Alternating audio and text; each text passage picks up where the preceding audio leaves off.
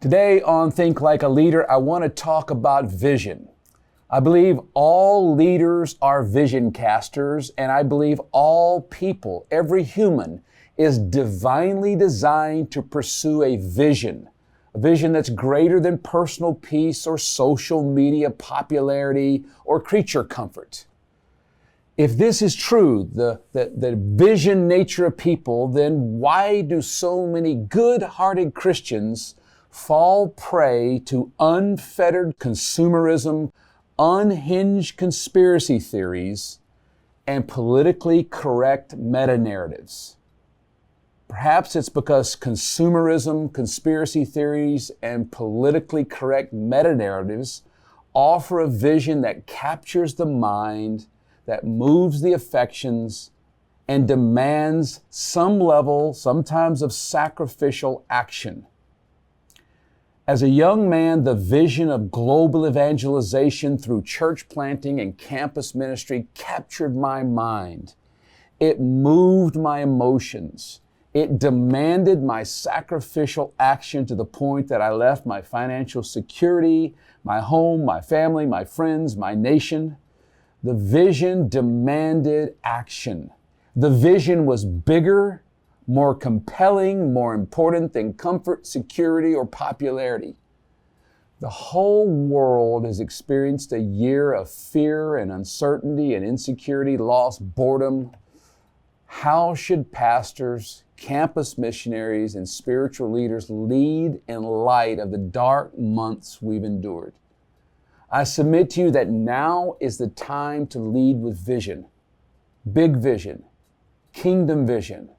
Now more than ever, God's people need a vision that is bigger and more important than their fears and their circumstances. If preachers and pastors don't cast kingdom vision, the consumer culture, the conspiracy theorist, and the political parties will. The senior leader, that means the senior pastor or the campus director, is the chief vision caster. When spiritual leaders fail to preach a Christ-centered kingdom, a Christ-centered vision that demands and deserves sacrifice, people will run to a vision that does.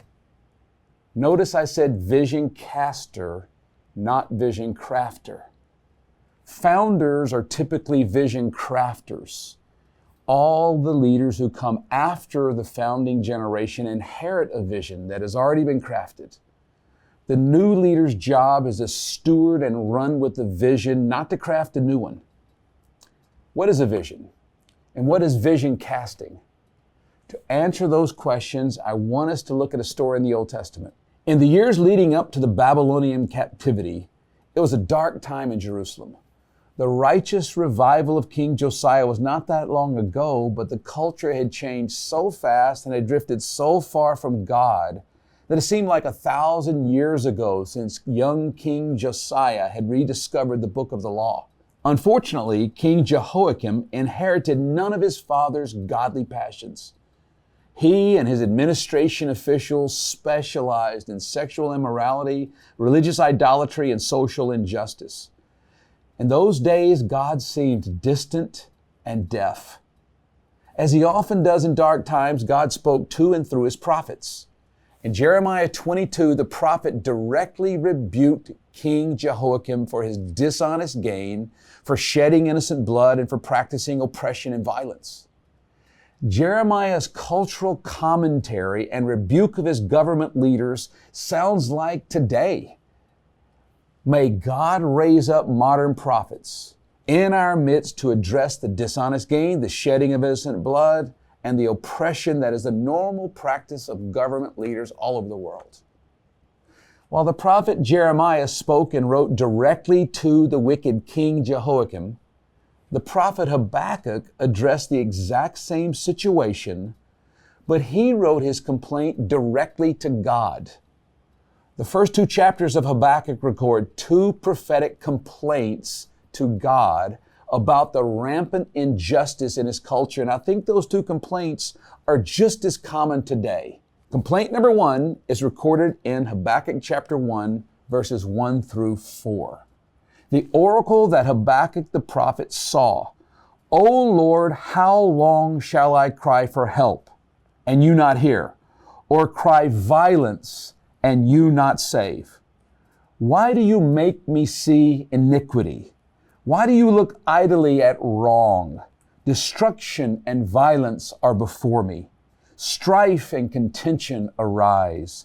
So the law is paralyzed and justice never goes forth. So the wicked surround the righteous, so justice goes forth perverted. The prophet asks, how long? How long will we have to endure violence, iniquity, destruction, strife, contention, injustice, and perverted justice?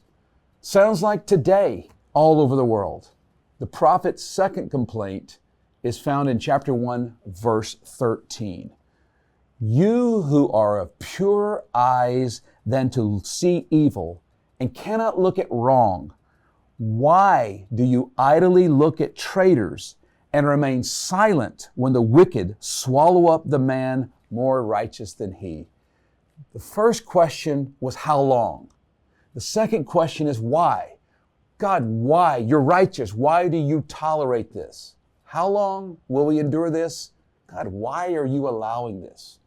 These are the same two questions that people all over the world are asking in light of the global pandemic, the economic meltdown, the racial tensions, the political corruption, and the mental health crisis. These are two legitimate questions. How long and why? The prophet gives us two divine answers to these questions. Answer number one is in Habakkuk 1:5. Here's what he said. In light of all of the injustice, in light of the violence, in light of all of the inexplainable stuff they're dealing with in their city, he says this, look among the nations and see. Wonder and be astounded, for I am doing a work in your day that if told, you would not believe it. When we look at our local reality, we can feel helpless and hopeless. When we get a bigger vision, a global vision, when we see what God is doing among the nations, among the least likely people, we're astounded. As a local pastor or a campus ministry leader, yes, you have a responsibility for your local context, but you also have a responsibility to give your people a vision beyond the local. The job of the leader is to help people lift their eyes up and see that the fields are ripe for harvest. If not the fields right in front of us, then the fields may be a little farther away. The second answer to the dual complaint of how long and why is recorded in Habakkuk 2, verses 2 and 3. The Lord answered me, write the vision, make it plain on tablets, so he may run who reads it. For the vision awaits the appointed time. It hastens to the end. It will not lie. If it seems slow, wait for it. It will surely come. It will not delay.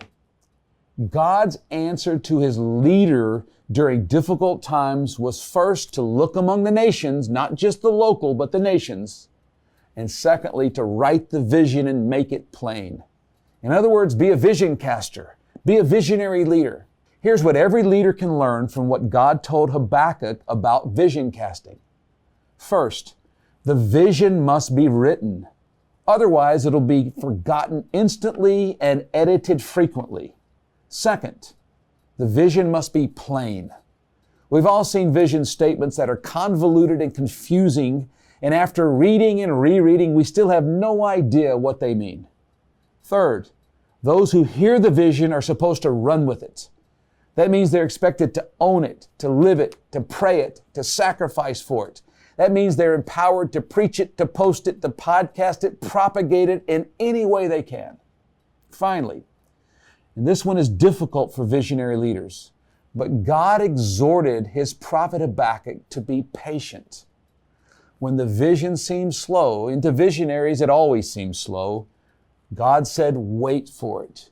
It will surely come. It will not delay. As you upgrade your vision casting skills, understand that vision casting is an invitation to join a mission. It's a call to participate in God's story. It's a challenge to sacrifice. Now let me break down those three thoughts for just a minute. Vision casting is an invitation to join a community on mission, not to do mission alone. As you cast vision, it's vital that you present it as an invitation, not as an obligation. There's no room for coercion or manipulation or guilt tripping. As you extend an invitation to mission, remember, the vision doesn't belong to the leader alone, but to the whole team. Secondly, vision casting is a call to participate in God's story. The most compelling vision casting is done through storytelling, not through statistics, strategies, and statements. Tell God's story and watch Him call people to engage in, invest in, and spread that story. Thirdly, vision casting is a challenge to sacrifice for a cause beyond self. The most compelling vision casting unapologetically presents a challenge to sacrifice. The bigger the vision, the greater the sacrifice is necessary. If it's not worth sacrifice, the vision is too small. Great vision casters never hesitate to call for sacrifice. Jesus expected His followers to pick up their cross, crucify self, deny self, and follow no matter the cost. And they did. That's great vision casting. When the people who look to you for spiritual leadership start asking, whether it's out loud or in their hearts, they ask the question, how long and why? Your answer is, number one, to point them to the nations, to the global mission of God. And number two, to preach His kingdom vision. Remember, if we fail to offer a compelling vision worth sacrificing for, someone else will. You, as the pastor, as the campus missionary, are the chief vision caster. So boldly cast God's vision and unapologetically call for sacrificial commitment. I end with Proverbs 29:18, where there is no prophetic vision, the people cast off restraint, but blessed is he who keeps the law. May you and those you lead be blessed as you faithfully preach the vision of God.